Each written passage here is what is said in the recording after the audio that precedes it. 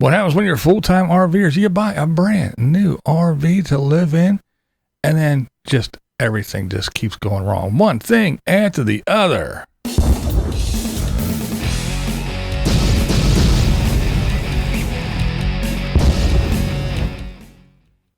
What's up, blind viewers? How's everybody doing today? It's Wednesday.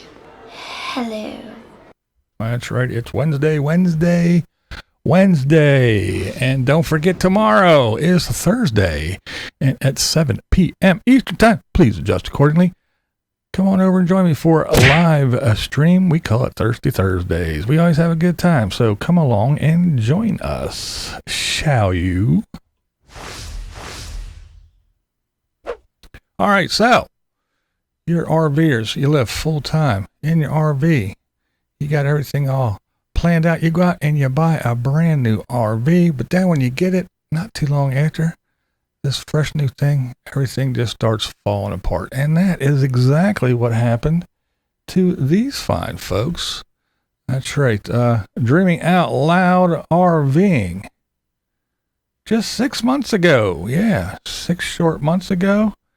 They picked up their brand new RV. Yeah. And everything was good to go.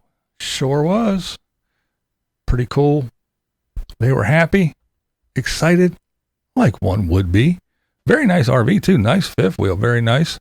Really, really nice. Inside, outside, had everything they wanted. Very happy with it. And then,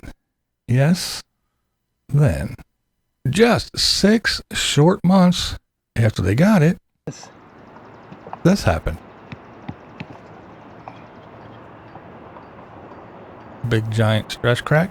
Yes, we did. Huge stress crack. We did cover that before.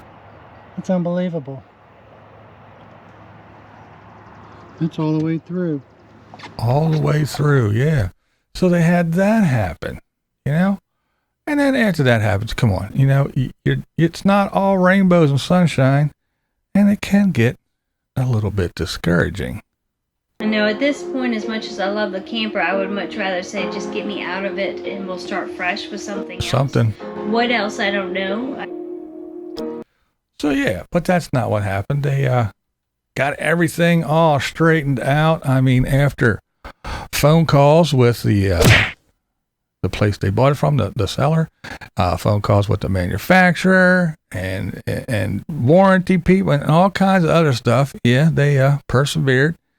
And they got everything all set up, and they are all ready to get it all picked up, taken back to the manufacturer, and getting all straightened out. And I did make a video prior to this, but yeah, that's not it. That's not it. Just a little while ago, not very long ago. Yes, just one more thing. So I called, can't get the board for like a week. $200 just for the board. Coach is under warranty. So I had to break down. I didn't want to have anyone else come do it because I know I can do it myself. Because that's a guy thing. I got a couple mobile services on the line, seeing who can do it first that do warranty work. So then I don't have to pay anything. I had to say I would pay the $200 for the board just so I could do it myself. But we'll see. We'll wait and see which one calls us back and who can do it when. I just thank God for these friends we've got here that... Yeah, the refrigerator went out. Just one more thing. You heard him there at the end talking about the friends. They have people right there with them that offered up their refrigerator so they could store their food in there. But the thing is, yeah, I mean, it's going to get done. It's warranty work and all that. And they wound up saying this thing's going back to the factory anyway. So when it goes back, he worked on it and got it working with propane for a while and stuff. So it's like, instead of trying to figure it out or paying somebody and getting reimbursed later and all that happy horse shit that you got to go through anyway, it's craziness. So it is going to get taken care of eventually because, again, it is going back for that big stress crack. But here's the deal, they're work camping and they have their spot. And then you have plans, after this is up, then it's time to go and go to the next place, and whether they're going to go work camping or just chill for a while. But anyway, we all know that if you're watching and you're not an RVer and everything, if you watch and pay attention, you know what's going on. And if you are one of the wheeled wonders, you know too. You can't just drive and go, well, we'll just stop here because places are booked up. And as I've been reporting, it doesn't look like there's any let up, even though the gas prices and everything else is going crazy. People are still traveling and people are still booking, especially I did a report on KOA reporting on their numbers. So it doesn't look like people are slowing down. So you just can't, wing it. You have to book in advance so you have a spot. Well, now what happens? Boom. Literally, a wrench is thrown into the works. So now you have to just figure everything out. What are you going to do? How are you going to do it? Since going back to the factory, they had to unload everything. They had to take all their belongings out, not just stow it, not just make sure it's secure. It all has to come out so they can rip and tear and figure out what's going on. But yeah, it's a real pain in the ass. So it's just something to think about. One more thing to think about. And I know, before you even start, well, that could happen at sticks and bricks too, blind you. Yes, it could. Yeah, it sure could. Could happen anywhere. And actually kind of happened with me. Bought a new car. A year later, the AC went out. The compressor seized up. So yeah, it can happen to anything. But I'm just saying, you're out there, the free, cheap, and easy life, This is the life where you get away from everything. It's blissful. It's a fantasy land. You can live your childlike wonder. Remember the Bobo said that? So you throw caution to the wind, you sell everything, you move into this brand spanking new RV, and the clouds part and the sun comes down and you're all warm and fuzzy and the rainbows are there and you're like, woohoo, this is it. No more problems, no more taxes, no more worries, no more anything.